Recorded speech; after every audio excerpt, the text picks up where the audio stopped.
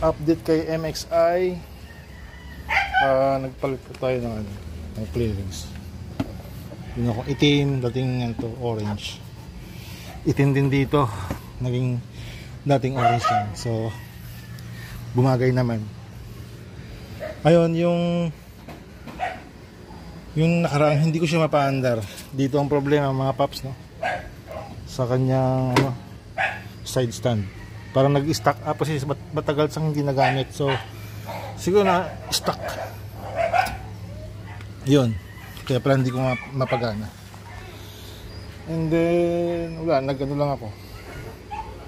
Nag-wax lang ako sa kanya para maibalik yung kumintab yung kulay niya. Ito rin bago. Yung upuan. Binili ko to. 19 sa Shopee. Yun mga paps. Parang balik pogi ulit si MXI. So next magpapalit ako ng next na gagawin ko, magpapalit ako ng panggilid. Siguro ano ko lang bibili ko lang ng bago para hindi may stock. Tsaka luma na matagal itong panggilid niya, hindi ko napapalitan pa eh. Yun lang gagawin ko next na gagawin ko sa kanya. So far so good naman si MXI.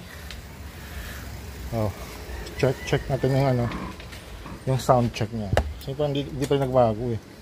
One click pa rin. Yun.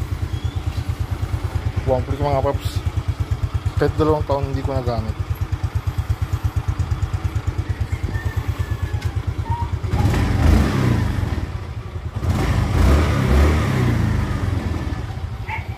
Ba? Ito mga paps, no? Ni-wax ko lang to para kumintab ulit. Pati yung dinamay ko na rin yung kanyang headlight. Kaya parang bago ulit. Ayun na mga paps, sa update sa ating MXI. Maraming salamat mga paps ha. Rise it. And God bless.